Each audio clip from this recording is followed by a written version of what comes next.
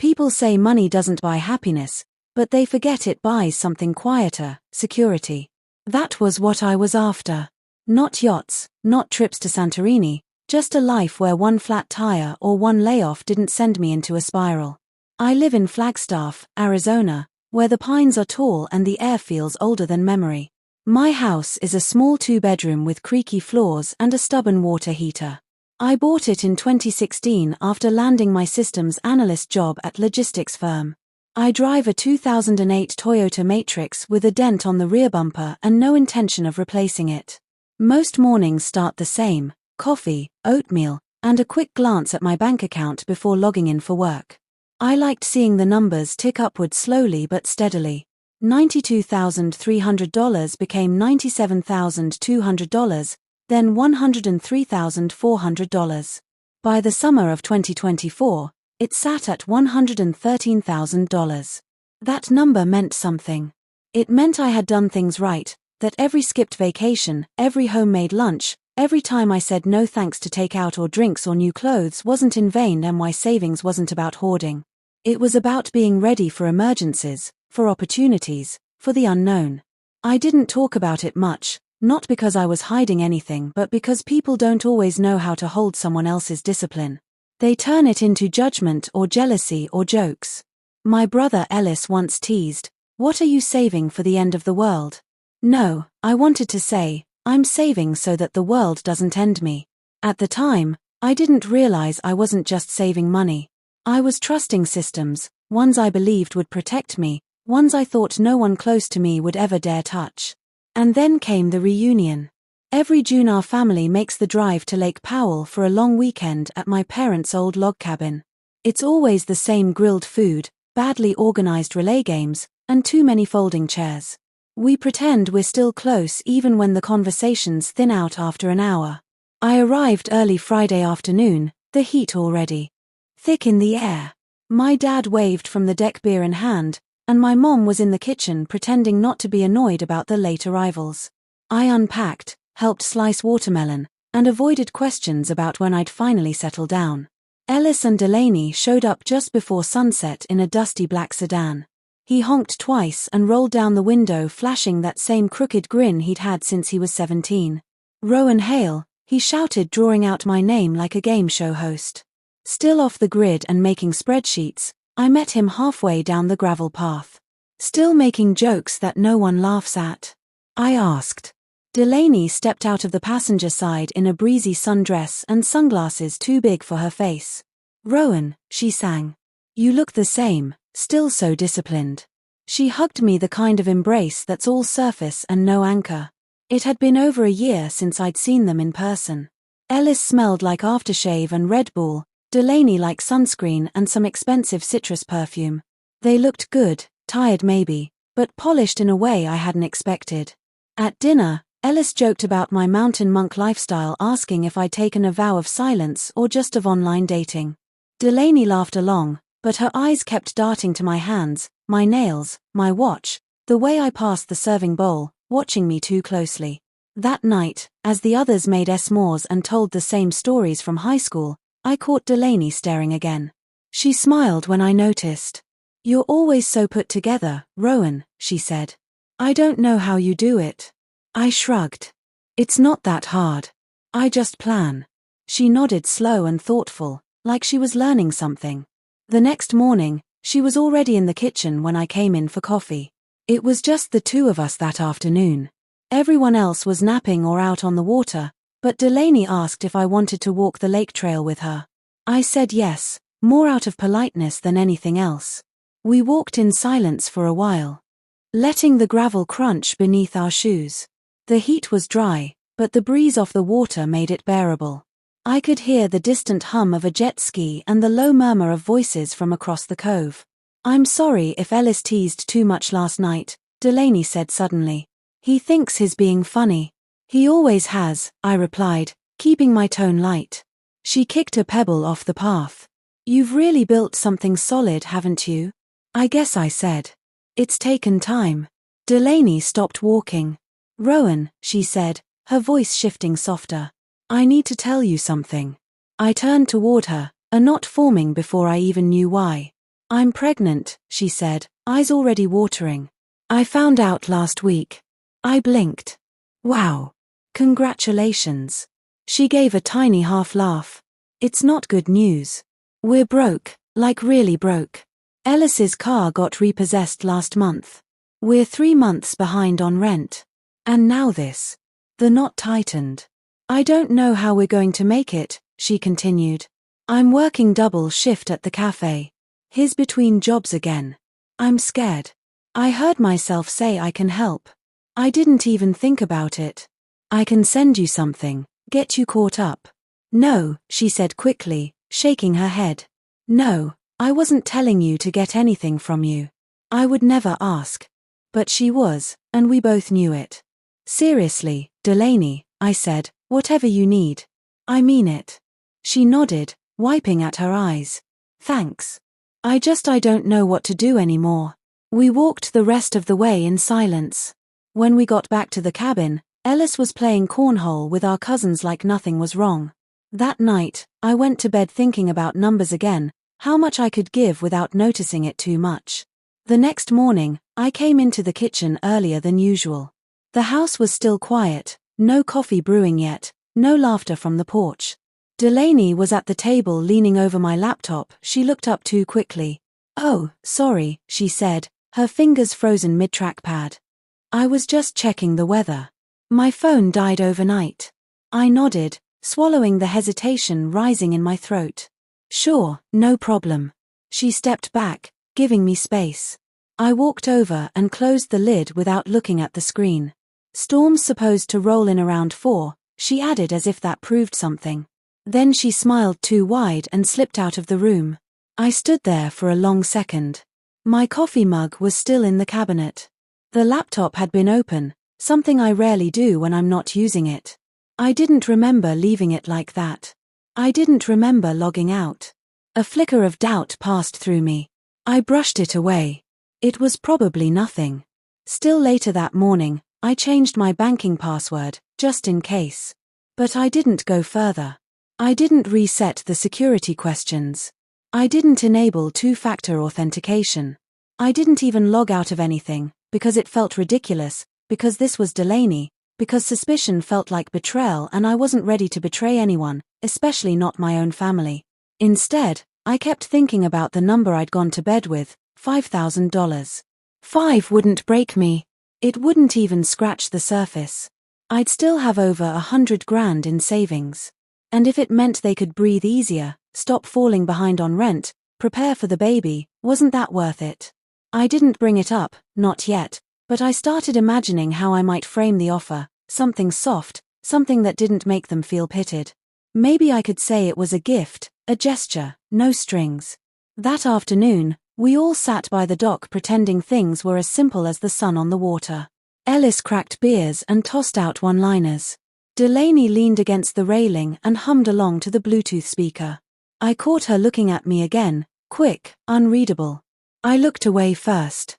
Sunday came fast. They left before lunch. Delaney hugged me hard and said, "You're the best, Rowan. You really are." And then they were gone.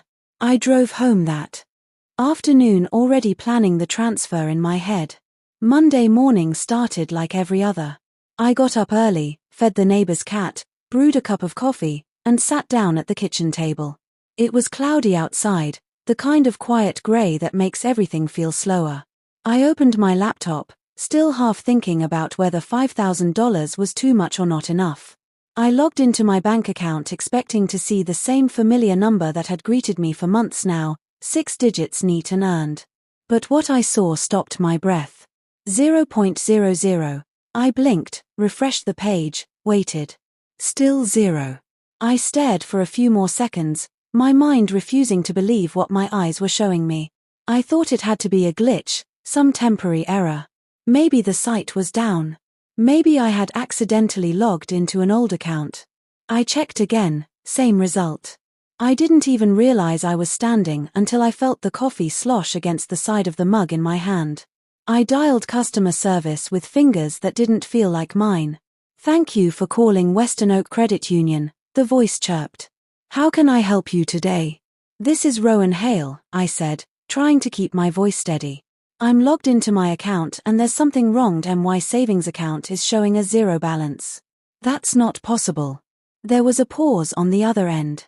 Then a softer voice, let me pull up your file. Can you verify your full name and the last 4 digits of your social? I did. Another pause. I'm seeing a series of outgoing transfers from Friday night through Sunday. She said carefully, all totaling $113,000. My throat went dry. Where did it go? Several external accounts.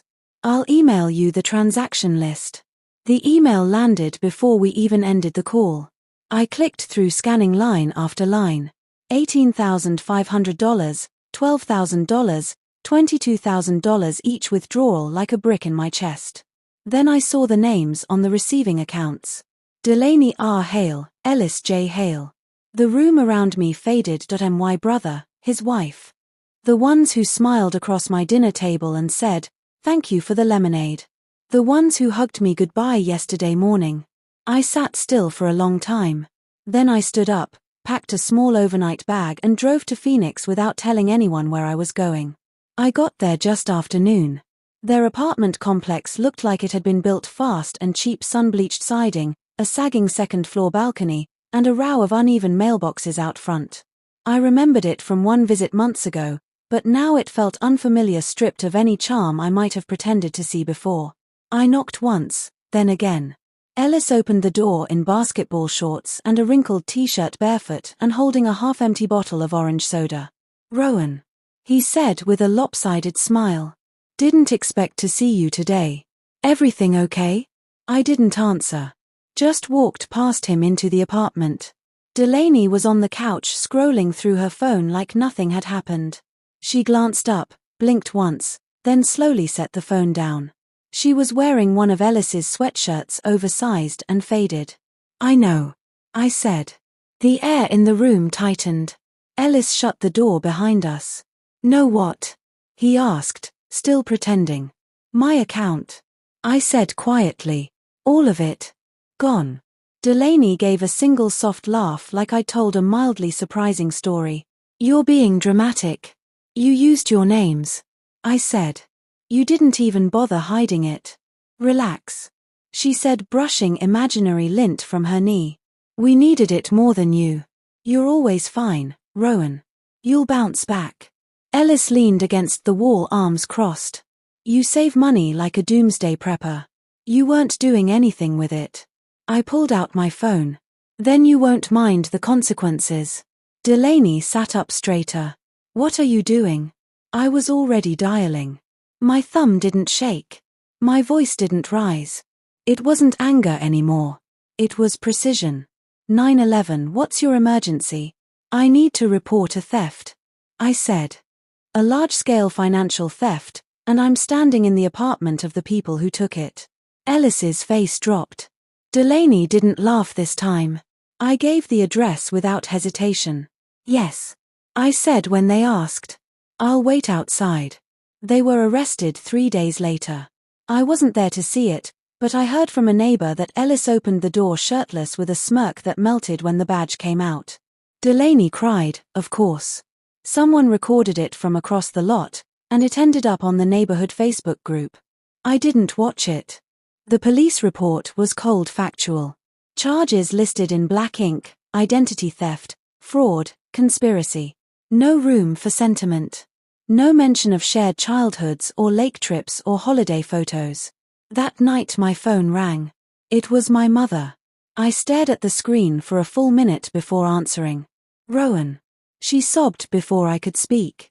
What have you done? She's your brother's wife. She's pregnant. I said nothing. She's pregnant. She repeated. You called the police on your own family. She's not pregnant. I said. Silence. What? She lied. There is no baby. The investigator told me. She admitted it under questioning. More silence. I could hear my father's voice in the background asking what was going on. Then a sharp curse, his I think. I'd never heard him say anything like that. I need to go, she whispered, and the line went dead. I stood in the middle of my kitchen, phone still in hand.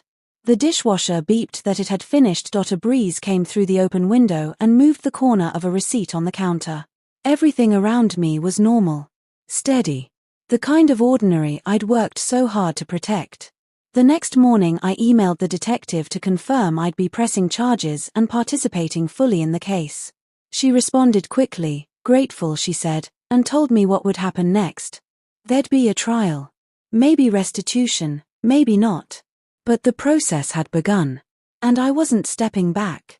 The trial didn't take long. The evidence was clean. The transfers were traced directly back to them down to the IP address in their apartment. Keith, the digital forensic analyst I hired, testified with a calm clarity that made their defense look like theater. Ellis sat there like it was all beneath him, his jaw clenched, his hands folded like a man enduring an inconvenience. Delaney cried through most of it, dabbing at her eyes like someone auditioning for mercy. Neither of them looked at me. The judge called it deliberate and predatory. Called it a betrayal layered in both emotional and financial cruelty. I didn't flinch. Ellis took a plea deal, 6 years in federal prison, no chance of parole for at least 5. Delaney got 2 years and 5 years probation. She made a short statement at sentencing. Something about desperation. Something about how sorry she was for the confusion. But she never once used my name. Never looked at me. There was no apology. I recovered $71,000 through the court's asset seizure. Ellis had bought a new car with my money leased under Delaney's name, but paid in full. They drained the checking account, and there was some jewelry the court let me claim. The rest, $42,000, was just gone. Groceries, rent, gambling maybe, beer. Ordinary life paid for by the quiet, disciplined one in the family. After sentencing, I walked out alone. No one waited for me. No messages. No apology calls from extended family. My parents didn't show.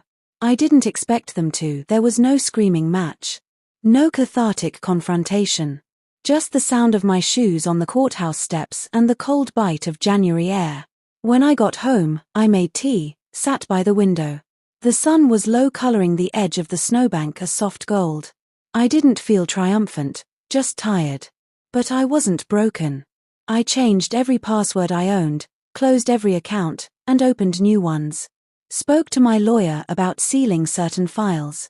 I bought a new lock for my door, not because I feared break-ins, but because I was learning how to be someone who guards things better. The rest of them stayed silent, and I started again. 8 months later, my life is quieter in ways that feel earned. I still live in the same house, drive the same car, drink the same morning coffee. But nothing is exactly the same. Not really. I've rewritten the rules starting with myself. The first thing I rebuilt was control. New bank, new credit union, 2-factor everything. Security questions that no one could guess, not even someone who knew me since childhood. I learned how to encrypt folders, how to monitor logins, how to close digital doors without slamming them. I started saving again, slowly, patiently. It's not 6 figures, not yet. But every dollar means more now. It's not just money, it's proof I survived something that was meant to leave me gutted. I don't talk to Ellis or Delaney. I don't answer the calls from unknown numbers that started showing up last month. I don't check the neighborhood Facebook page where someone said Delaney posted a Bible quote about forgiveness. That's her business, not mine. Instead, I started hiking more. I take longer walks. I bought a used camera and started capturing small things, sunlight on pine bark, the curve of frost on a railing. I joined a trivia group at a local brewery where people only know me as Rowan, the woman who knows weird geography facts. I'm dating again. His name is Carter. He's kind and a little awkward and knows when to leave things alone. I haven't told him everything yet. I probably will, eventually. But for now, we laugh. We sit in silence that doesn't ache. And when he asks about my past, I tell him I used to save too much and trust too easily. The rest can come later. No one touches my accounts but me now. No one else holds the keys. Not to my passwords, my finances, or my future. What they took changed everything. But what I built after, it's mine. And this time I know exactly where every door leads.